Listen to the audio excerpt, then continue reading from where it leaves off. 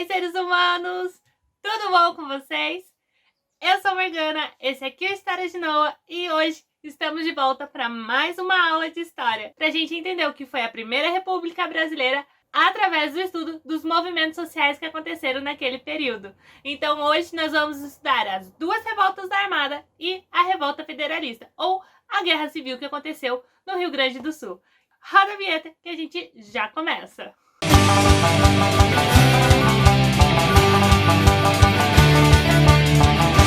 Hey, gente, que saudade que eu tava de vocês, saudade de gravar coisa aqui pro canal, de conversar com vocês um pouco sobre o nosso país. Como vocês devem ter percebido, eu e a Monique passamos aí um mês mais ou menos sem gravar coisa pro canal. Pra quem segue a gente no Instagram já sabe o motivo, né? Que foi que o nosso computadorzinho fritou a placa-mãe. Tivemos que mandar pra garantia, pra resolver, e frete vai, frete vem, e resolve, nananã. Até que se passou um mês, mas voltamos. Que bom que estamos aqui. Então, gente, segue a gente lá no Instagram, caso você não siga, tá bom? Que lá a gente sempre tá mais pertinho, então a gente conta um pouco mais da nossa vida, dá mais dicas e também fala desses imprevistos que acontecem de quando não vamos lançar vídeos. Então nos segue por lá, tanto no Facebook quanto no Instagram, é @História de Noah. Também não se esquece de deixar o seu curtir nesse vídeo, é super importante para o YouTube entender que esse aqui é um bom conteúdo e indicar para mais pessoas, mas você também pode fazer isso ao se inscrever no canal e compartilhar pelo WhatsApp, pelo Facebook, com os seus amigos, com seus colegas de sala, com seus colegas de cursinho, etc, etc, etc. Tá bom? Por favorzinho, nos ajuda com isso? Então tá.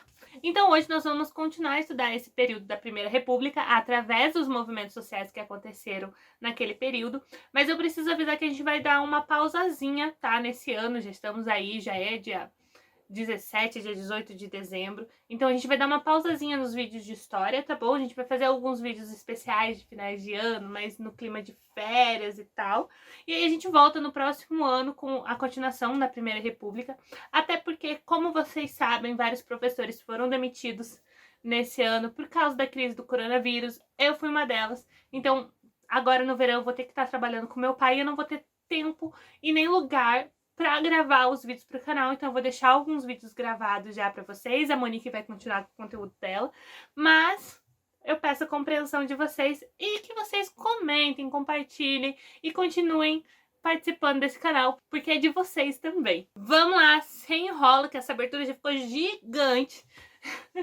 Vamos entender o que foi que gerou, então, esses movimentos da Revolta da Armada e da Revolta Federalista.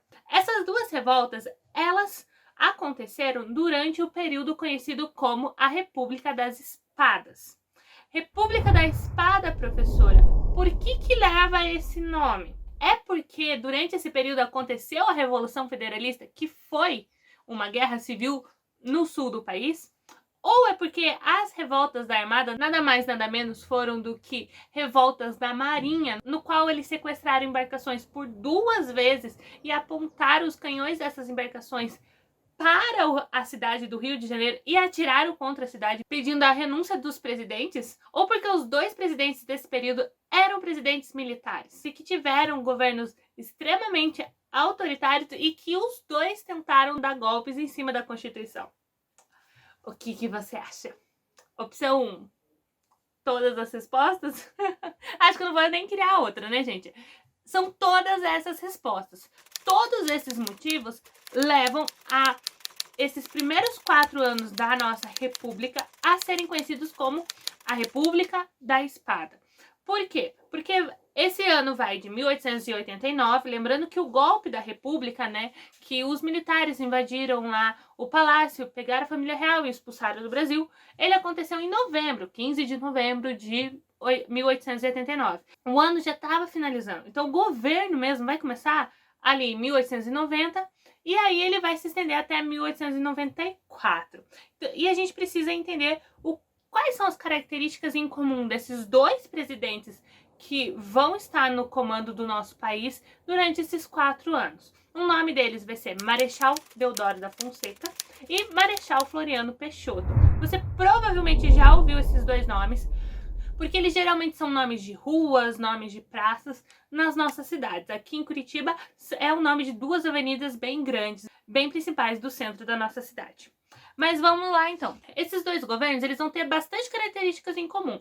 Os dois presidentes vão ser militares, os dois vão tentar dar um golpe para estender o seu governo, os dois vão ser autoritários, os dois vão reprimir e censurar a imprensa, os dois vão ter problemas com a marinha, os dois vão ter problemas com as oligarquias estaduais, os dois vão passar pela crise econômica do encilhamento. E todas essas questões vão levar, então, à guerra civil que aconteceu no sul do país e às revoltas da Armada nesses 4 anos.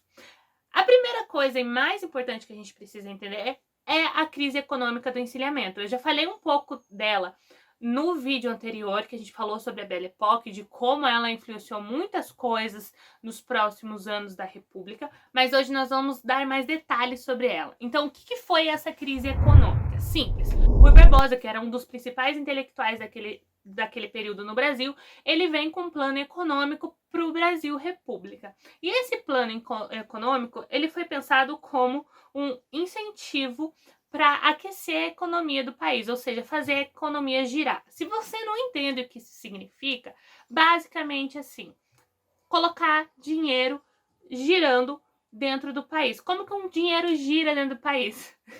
Não é assim. Um dinheiro gira dentro do país, por exemplo, quando você coloca esse dinheiro no comércio, então eu compro alguma coisa do comércio, o comércio vai comprar outra coisa de outro comércio, que vai comprar alguma coisa de uma fábrica, que vai pagar seus funcionários, que vai comprar a matéria-prima. Ou seja, nós estamos no final do século XIX, início do século XX, a industrialização está muito forte, o Brasil ainda é um país extremamente agrário, precisamos fomentar a economia dentro do nosso país e incentivar o comércio, porque grande parte dos produtos comercializados dentro do nosso país eram importados. Então, Rui Barbosa pensa, precisamos começar a criar os nossos próprios produtos. Lembra que eu falei do sapato no vídeo passado? Então, precisamos começar a criar os nossos próprios sapatos, conseguir abaixar o preço desses produtos básicos. Rui Barbosa, ele vai pensar assim, simples, eu coloco dinheiro em caixa do governo. O governo empresta dinheiro para o cidadão cria empresas que vão gerar comércio e que vão gerar trabalho. E esse dinheiro volta para o caixa do Estado e assim a gente gira a economia. Na teoria, tudo lindo. Mas como diz o historiador José Murilo de Carvalho em seu livro, Os Bestializados, o capitalismo vai chegar com tudo no Brasil. Mas, entretanto, porém, todavia, ele vai vir desacompanhado da ética protestante. O que isso significa? Significa que ele vai vir desacompanhado da moral cristã. Ou seja, o que vai estar rolando aqui no Brasil? Simples, o Estado liberou dinheiro para girar a economia. Ou seja, você ia até o Estado e falava, eu quero abrir uma empresa, me empreste dinheiro, eu pago esse empréstimo. Mas a maioria das pessoas que foram pegar esse dinheiro emprestado com o Estado não abriram empresa nenhuma. Eles deram um golpe. Então, a maior parte deles abriam empresas fantasmas só para dizer que tinha uma empresa no qual eles iam investir esse dinheiro para conseguir esse dinheiro do Estado e ficar para eles. Outras pessoas ainda abriam empresas fantasmas, colocavam ações delas na bolsa para que outras pessoas comprassem essas ações, ou seja, investissem dinheiro dentro dessa empresa fantasma. Sendo assim, então, eles ficavam com o dinheiro do Estado e com o dinheiro da pessoa que investiu dentro dessa empresa. É umas roubalheiras, assim, gente. É um... Sabe? E aí, todas essas mutretas estavam acontecendo nesse período. Por isso que o Zé Murilo, ele vai falar que faltou essa ética, essa moralidade cristã. Por quê? O governo ele vai emprestar esse dinheiro para a população não vai retornar esse dinheiro para o caixa, não vai pagar esse empréstimo. Não pagando esse empréstimo, o caixa do Estado fica vazio. O caixa do Estado ficando vazio, o país tem uma dívida. O país tendo uma dívida, ele tem que pagar essa dívida, ele tem que emprestar dinheiro para repor dinheiro em caixa, porque o Estado tem contas a pagar, certo?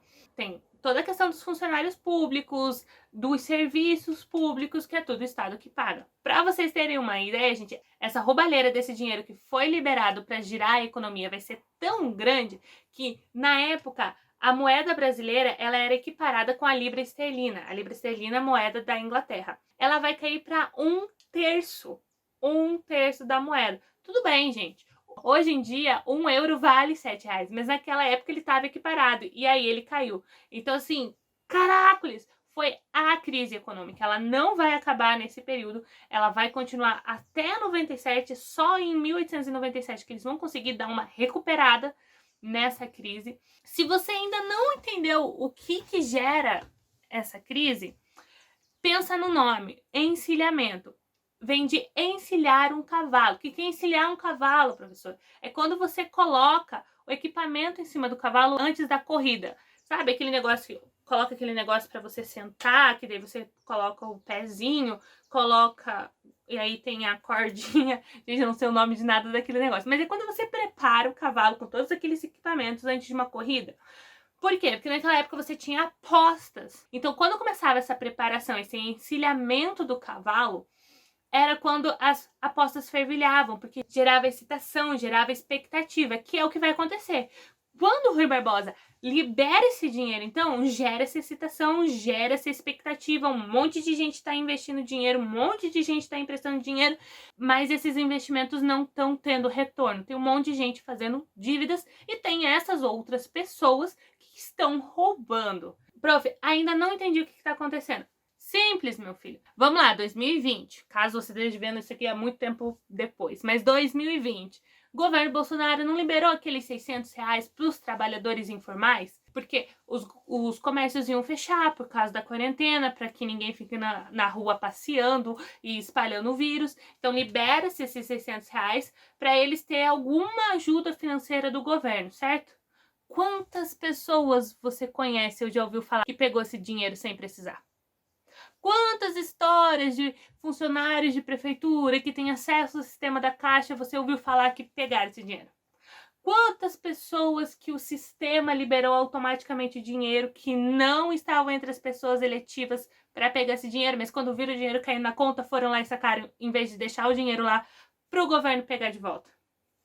É simples. Como diz o José Murilo, o capitalismo chega com tudo aqui, mas falta essa ética protestante, ou seja, você vai ter essa roubalheira, esse jeitinho brasileiro.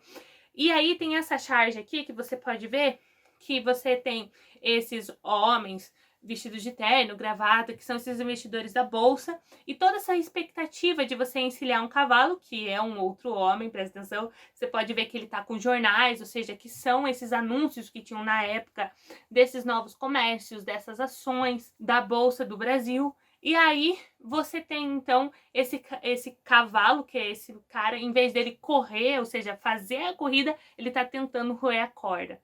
Ou seja, em vez de fazer o que era para ele fazer, que era correr, ele tá fazendo uma coisa que é extremamente inútil. E essas jogatinas, elas vão ficar tão conhecidas e tão comuns que não vai ser nem tratado como algo vergonhoso. As pessoas vão dizer que estão fazendo isso, criando essas empresas fantasmas, como se fosse algo para se orgulhar.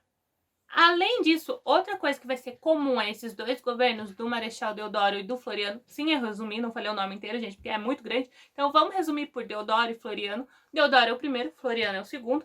Vai ser a Constituição de 1891. Primeira coisa que você precisa entender aqui, por que Marechal Deodoro entra como presidente provisório da República assim que o golpe militar é dado? Simples, porque o golpe da República ele foi dado pelos militares, mas não só por eles. Lembra lá que era um grupo bem diverso? Você tinha os partidos republicanos, você tinha os partidos positivistas, você tinha os jornalistas, você tinha os intelectuais, você tinha os fazendeiros infelizes com a abolição da escravatura, você tinha os fazendeiros que queriam novas políticas para o café, você tinha o pessoal que queria abertura para a industrialização do Brasil. Então, era um grupo muito diverso.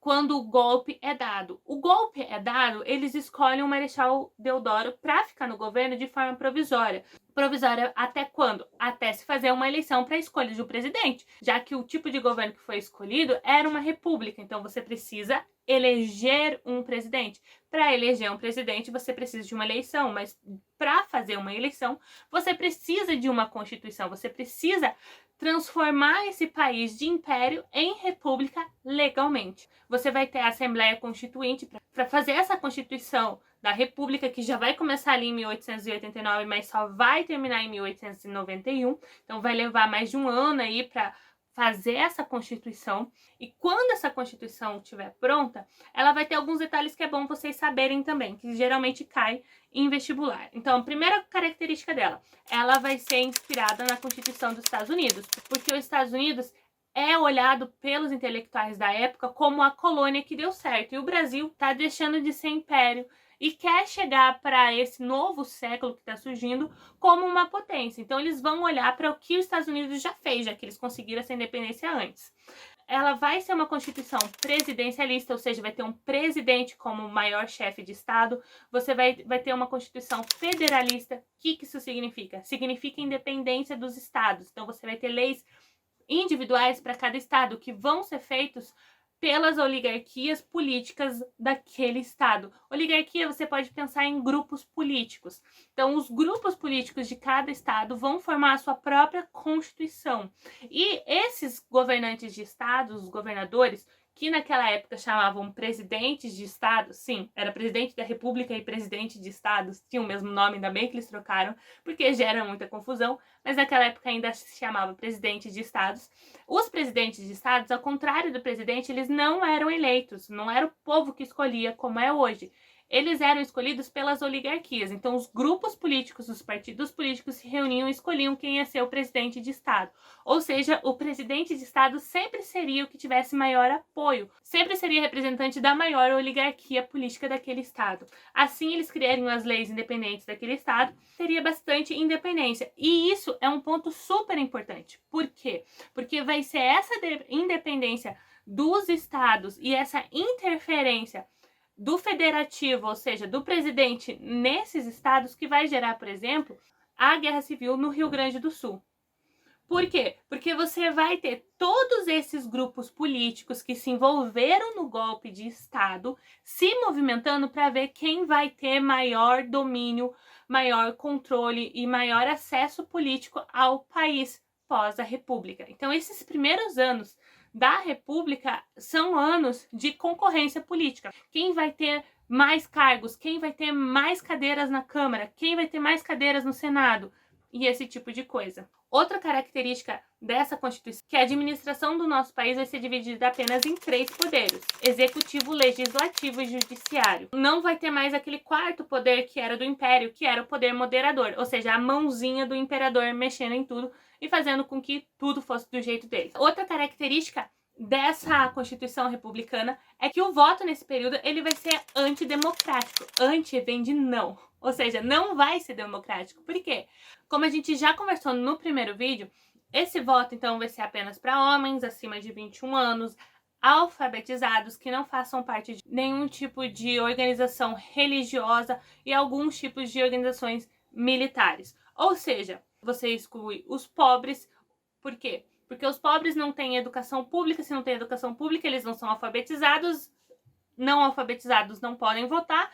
Se faz 80% da população. Então, dos 20% que sobra, tira as mulheres, que já não votam, tira o pessoal das ordens religiosas, das ordens militares, e aí nem 10% da população votava. Esses 10% que poderiam votar, nem todos votavam, porque o voto era aberto, ou seja, você tinha que mostrar em quem você estava votando. E aí tinha toda a questão da pressão e da violência que envolvia as votações durante a Primeira República, que a gente vai falar num vídeo futuro. Outra característica dessa Constituição vai ser o Estado laico, ou seja, a separação da Igreja e do Estado. Você vai poder ter outras religiões dentro do Brasil e, tecnicamente, a política brasileira não deve ser motivada por interesses religiosos.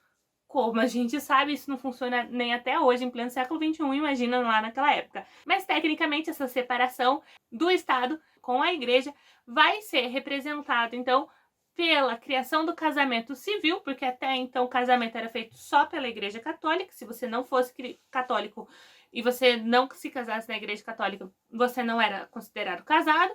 Então agora você vai ter a criação do casamento no cartório e a questão também da criação dos cemitérios civis, ou seja, que não faziam parte da igreja também, porque também tinha essa questão.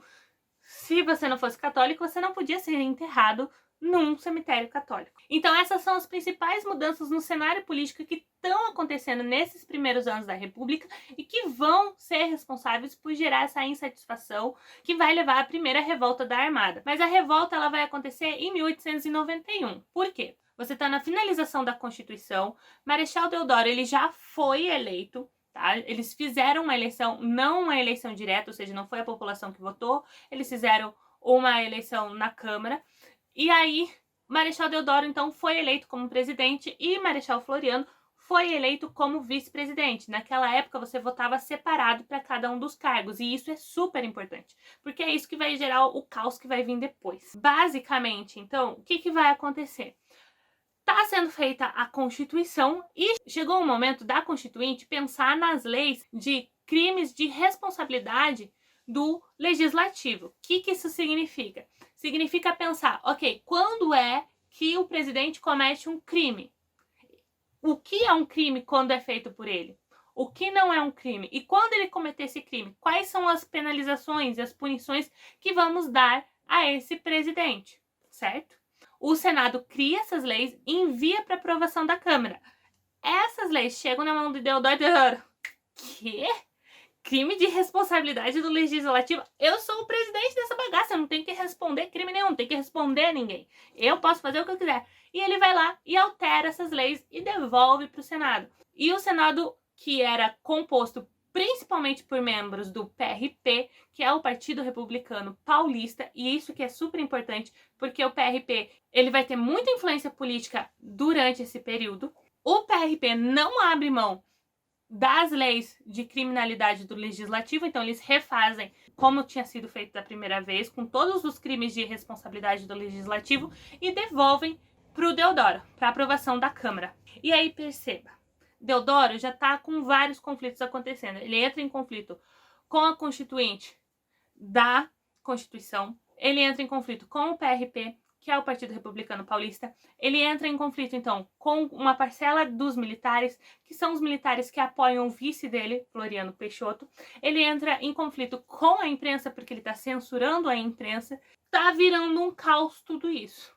E aí, o que ele decide fazer? Ele decide fechar a Constituinte, ou seja, parar a concepção da Constituição republicana, porque ele quer aprovar essa Constituição sem os crimes de responsabilidade do Legislativo, ou seja, tentar fazer desse presidente quase um imperador novamente. E para isso, então, ele vai fechar a Constituinte e vai decretar estado de sítio no Rio de Janeiro.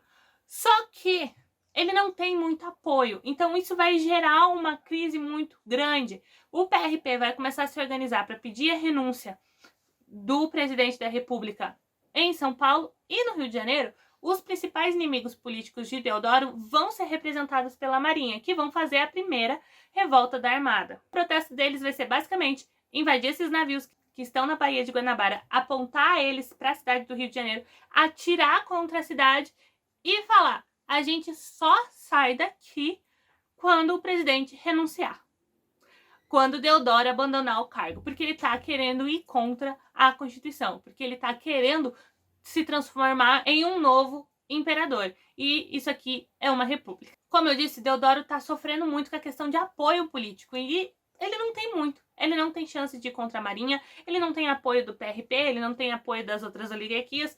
A pouca parcela dos militares que ele tem apoiando, ele consegue segurar essa crise por mais ou menos um mês, mas aí ele renuncia ao cargo e ele sai da presidência. E quem assume o cargo é o Marechal Floriano Peixoto, que era o seu vice. Mas aqui é que começa o conflito. Por quê? Segundo essa mesma Constituição republicana, naquela época, se o presidente saísse do cargo por qualquer motivo, o vice não assumia, não é como é hoje. Naquela época, deveriam ser realizadas novas eleições, porque eles tinham escolhido Floriano para ser vice e não para ser presidente. Só que Floriano olha para aquilo e fala: daqui eu não saio, daqui ninguém me tira, eu sou o novo presidente dessa bagaça. E aí esse conflito, então, vai continuar. Só que Floriano, vendo todos os problemas que Deodoro passou, ele vai ser um pouco mais esperto. Ele vai se aliar, então, ao PRP, ao Partido Republicano Paulista. E com o apoio do PRP é que ele vai conseguir terminar o mandato dele como presidente, que tecnicamente não era dele, né? Era do Deodoro, mas que ia até 94, então ele entra em 91, 9 meses depois da eleição do Deodoro, e ele fica até o final do mandato. Só que isso vai gerar muita movimentação social, então o povo vai para a rua, vai fazer protestos, vai dizer que o Floriano tá ilegal naquele governo, que precisam ser dadas novas eleições, vai ter uma grande parcela dos militares que apoiavam Deodoro contra Floriano, que vão para a rua pedindo o retorno de Deodoro ou novas eleições. Você vai ter a imprensa, que também vai estar contra Floriano por motivos óbvios, porque ele vai continuar com a censura contra a imprensa também. Vão ser proibidos a impressão de qualquer folheto, jornal ou revista que fale contra qualquer coisa que o governo faça. Isso vai gerar prisões, tortura e morte. Você vai ter o caso, por exemplo, dos protestos que os militares vão fazer na rua, ou da chamada Carta Manifesto, que vai ser um abaixo-assinado entre o Exército e a Marinha, e que vai ser enviado para Floriano, pedindo que ele promova as novas eleições para o cargo de presidente, para que ele fique apenas como vice-presidente, como ele tinha sido eleito para ser, mas ele não vai acatar esses pedidos, vai rebater essas manifestações com o Exército, com a polícia, de forma violenta. E é com o apoio do PRP, então, que ele vai conseguir essa solução. O que o PRP ganha apoiando Floriano? Simples, eles vão conseguir aprovar 3 leis nessa Constituição, que é a Lei de Responsabilidade de Crimes do Legislativo, né, que eles já queriam, a Lei Eleitoral e a Lei da Incompatibilidade. Todas essas leis são muito importantes para o PRP, porque são leis que vão facilitar as eleições de 94. E é nessas eleições que eles estão focando. Por quê? Porque eles estão pensando o seguinte: precisamos que Floriano continue no governo. Por quê? Porque a República é muito nova, tem um aninho aí que nós demos o golpe da República. E promover novas eleições 9 meses depois da primeira vai mostrar um governo muito desestabilizado. E você ainda tem uma pressão muito grande para o retorno da monarquia. Então eles queriam fortalecer essa primeira república. E para o PRP era melhor que Floriano continuasse no governo. Ainda mais que Floriano estava apoiando as oligarquias paulistas. PRP, tudo que ele vai fazer durante esses anos e toda a participação dele, principalmente na Guerra Civil do Rio Grande do Sul, a Revolta Federalista, vai garantir para ele o predomínio político pós a República da Espada. Porque os próximos 3 presidentes da República vão ser do PRP, por exemplo. E aí depois você vai ter toda aquela questão do café com leite, São Paulo e Minas Gerais, que a gente vai falar num vídeo futuro também. Com todos esses protestos, essas movimentações acontecendo, principalmente no Rio de Janeiro, mas também por todo o Brasil, o PRP vai chegar com a seguinte solução. Eles vão colocar na Constituição, então, que só vai precisar fazer uma nova eleição para escolher um presidente, caso o presidente saia de cena por qualquer motivo, caso ele já tenha governado por 2 anos. Se não tiver 2 anos de governo, o vice assume. Se ele saiu depois de 2 anos de governo, aí é feita nova eleição. Como Deodoro só tinha ficado 9 meses no governo, Floriano assume. Claro que isso vai ser feito de forma extremamente autoritária e, de novo, eles vão fechar a Câmara para poder fazer isso. Ou seja, esses 3 anos, mais ou menos, que Floriano vai governar vão ser muito conturbados. Por quê? Porque ele está procurando apoio político para fortalecimento do governo dele. Ou seja, em 93, está rolando as eleições indiretas para os governos das presidências de estado, ou seja, para os governadores de estados, que são aquelas eleições que eram decididas pelas oligarquias estaduais. E isso vai estar acontecendo no Rio Grande do Sul. Mas quem ganha a eleição no Rio Grande do Sul é o Gaspar Silveira. E o Gaspar Silveira não apoia Floriano e não é do Partido Republicano. O PRP de São Paulo não tem interesse que os federalistas, ou seja, o Partido Federalista, assuma o governo no Rio Grande do Sul, apesar deles serem a maior oligarquia. E Floriano apoia, então, o PRP na decisão de apoiar Júlio de Castilho, o candidato republicano naquele estado. Júlio de Castilho perde a eleição, mas ele arma homens e ele toma o governo do Rio Grande do Sul à força. E isso vai gerar a Guerra Civil Federalista.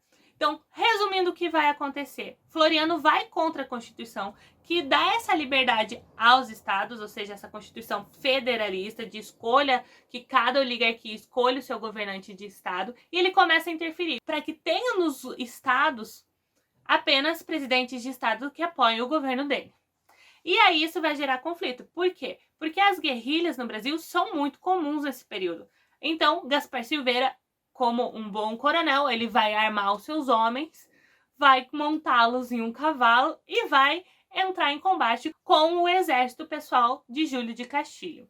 E aí todos os outros coronéis do estado do Rio Grande vão decidir por lados e cada um deles vai armar os seus homens. Lembrando que os coronéis são aqueles homens donos de fazendas e que também têm participação no exército, mas que geralmente são donos de grandes fazendas, que têm muitos afilhados e subalternos e que geralmente têm vilas ou cidades que dependem das fazendas deles e que tem vários dos seus apadrinhados sobre o seu domínio. Então eles têm toda essa rede de favores e esses homens seguem o comando deles. Então eles armam esses homens, colocam eles sobre cavalos e saem em guerrilha. Eles sustentam essa guerra, tá? Dos dois lados, tanto do Júlio de Castilho quanto do Gaspar Silveira. Então nós temos dois lados.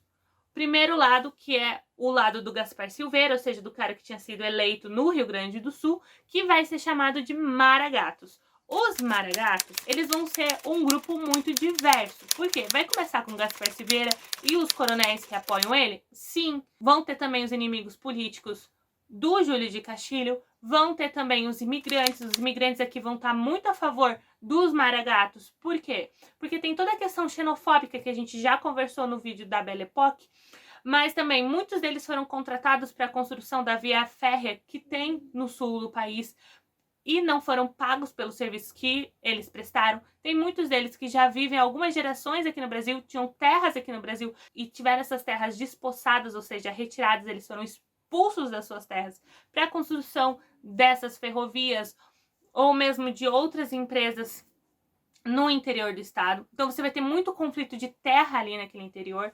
Você vai ter os pobres da região também, que passaram por esse mesmo processo de desterramento. Além disso, você vai ter todo um conflito que vai ser muito do interesse do Uruguai também, do país, porque o Uruguai nesse período ele é o principal fornecedor comercial do Rio Grande do Sul. O que isso significa? Significa que, lembra que a gente falou de que grande parte dos produtos eram importados? Para o Rio Grande do Sul, essas importações vêm do Uruguai.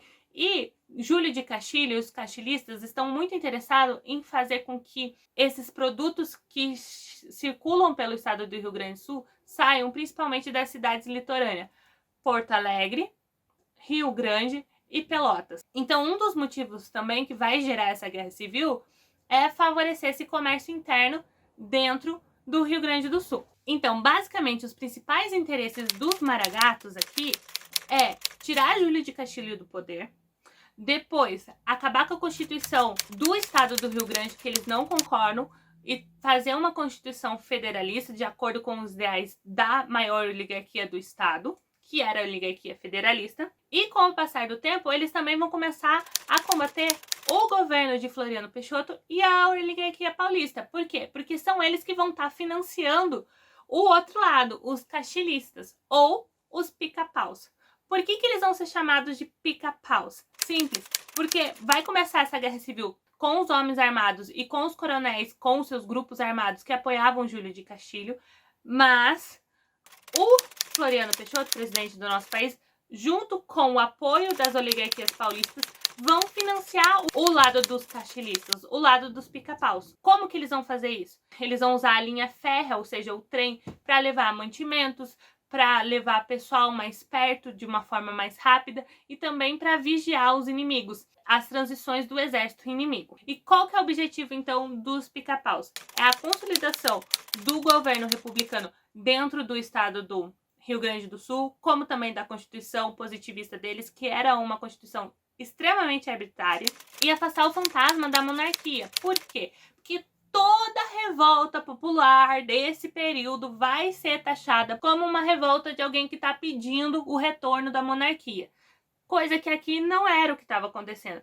É claro que vai ter um ou outro monarquista ali no meio, obviamente vai ter, porque lembra lá que eu falei que esse grupo é muito diverso, eles vão ter interesses individuais, vão ter vários conflitos internos entre esses coronéis, mas o objetivo deles era a decisão da elite política estadual, ou seja, determinar quem ia estar no governo do Rio Grande do Sul e que esse governo do Rio Grande do Sul fosse respeitado pelo governo federal. Ou seja, não era nenhuma questão de separação, de o Sul é meu país. Não, era só que, como estava na nossa Constituição, que o Brasil era uma presidência federalista, ou seja, com a independência desses estados, e que os estados decidiriam os seus governadores, que isso fosse respeitado, o que não estava sendo. Mas essa guerra civil que vai determinar o nome, então, de Marechal de Ferro para Floriano Peixoto. Por quê? Porque essa guerra vai ficar conhecida como a Revolta da Degola.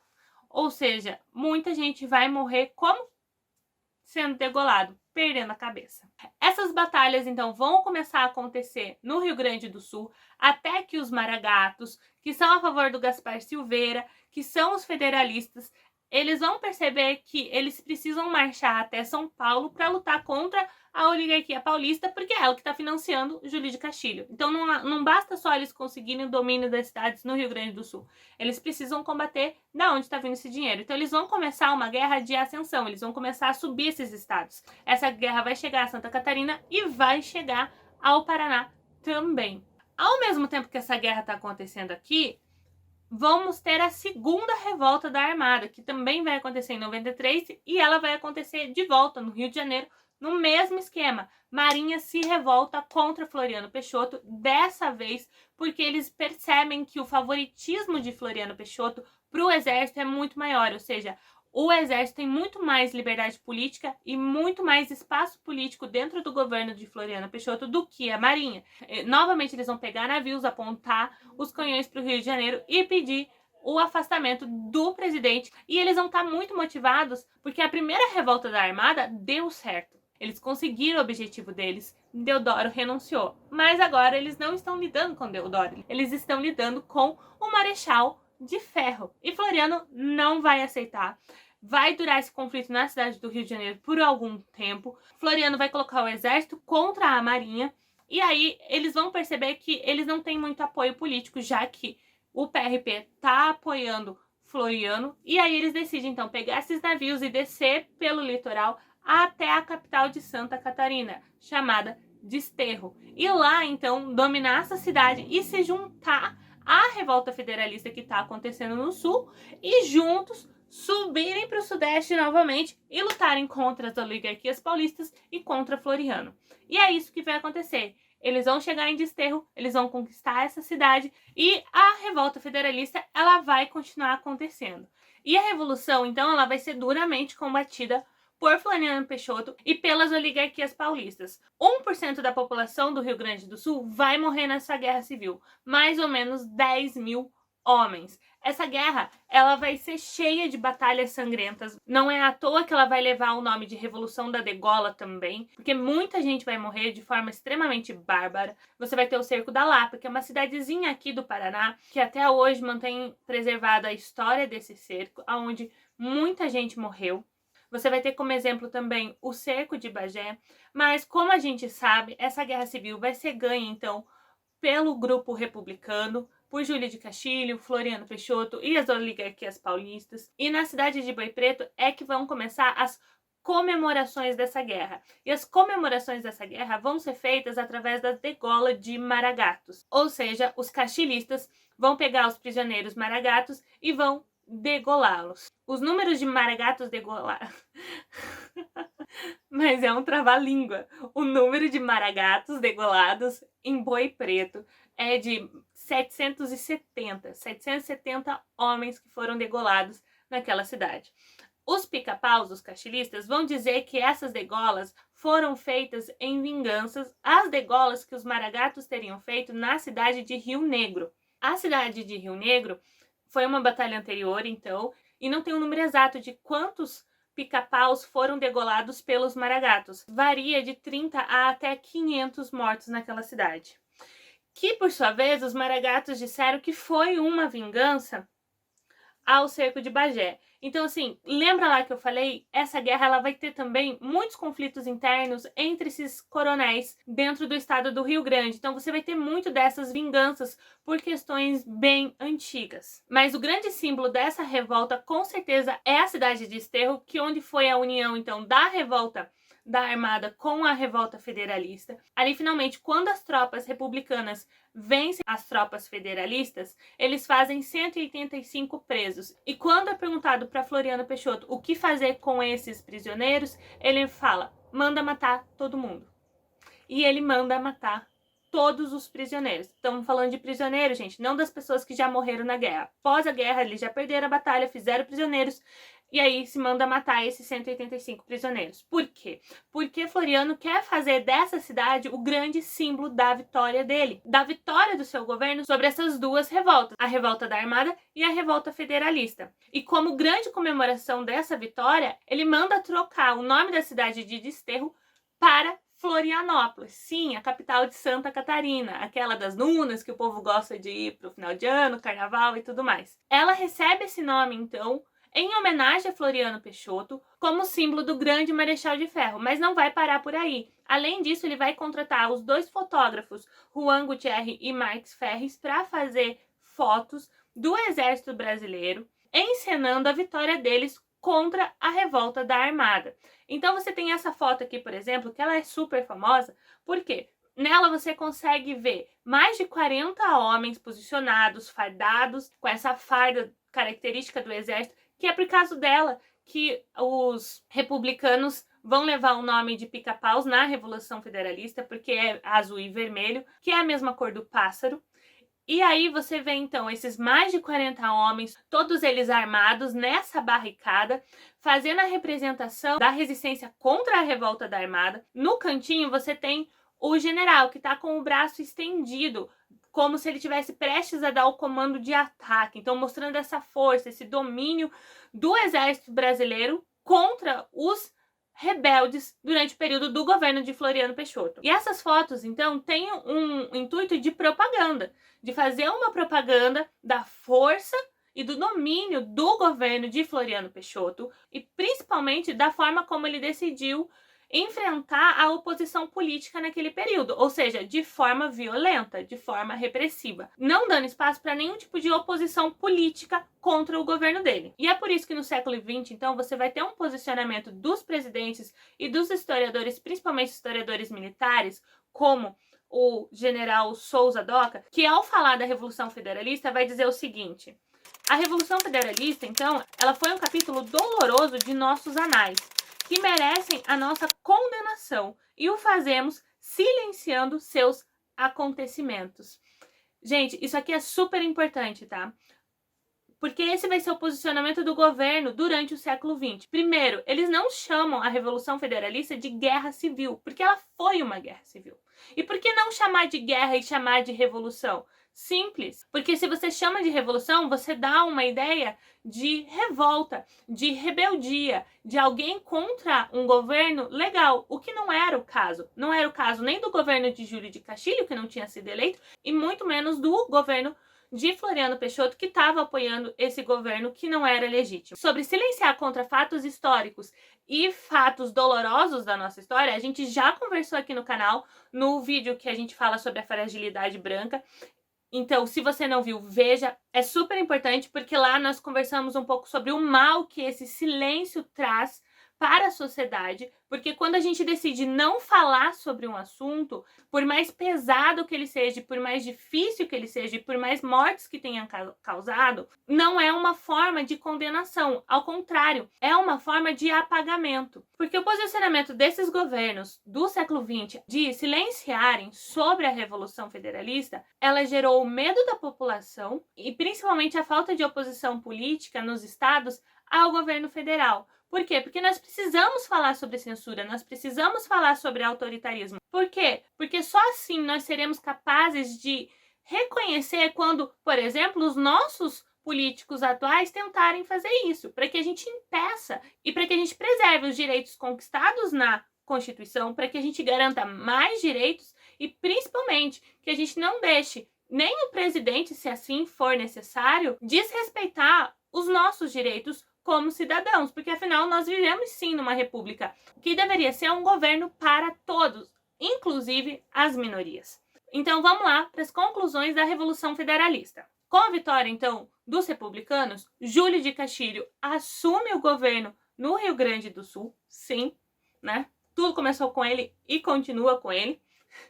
Ele vai assumir o governo do Rio Grande do Sul, apesar de não ter sido eleito para isso. Afinal, ele garantiu uma guerra civil de 2 anos aí só para conseguir isso. Depois, nós vamos ter a piora da economia, da crise econômica. Por quê? Porque o governo teve que investir muito dinheiro nessa guerra civil. Além disso, você tem toda a reconstrução do estado do Rio Grande, porque a maior parte das batalhas foram no estado. Você tem toda a questão das cidades destruídas, depois das plantações e tudo que você precisa recuperar. Mas, por outro lado, você tem a questão de que, com o fim da Revolução Federalista, você tem o fortalecimento das cidades de Porto Alegre, Pelotas e Rio Grande como os centros comerciais do Rio Grande do Sul. E em âmbito nacional, você vai ter, então, o fortalecimento do PRP, do Partido Republicano Paulista, que vai se tornar muito forte no nosso país. A partir de 98, então, ele vai conseguir eleger um presidente e a partir do século XX, você vai ter toda aquela alternância da política do café com leite entre o Partido Republicano Paulista e o Partido Republicano Mineiro. Então, de cada vez ser um presidente de cada um deles.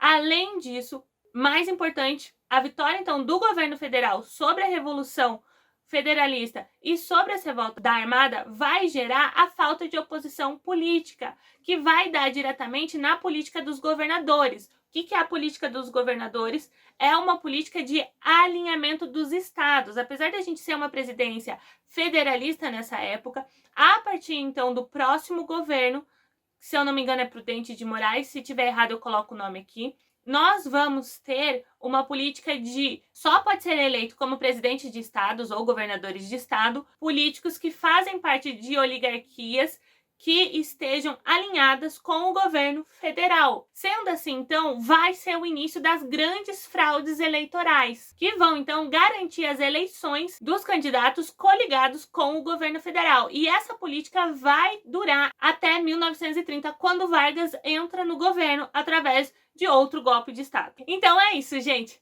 Terminamos por aqui a aula, ela ficou bem comprida, mas acho que a gente conseguiu pegar bastante coisa, tá bom? Então, até a próxima semana com mais vídeos no canal. Beijinhos! Ah, não esquece de curtir, compartilhar e se inscrever no canal. Tchau!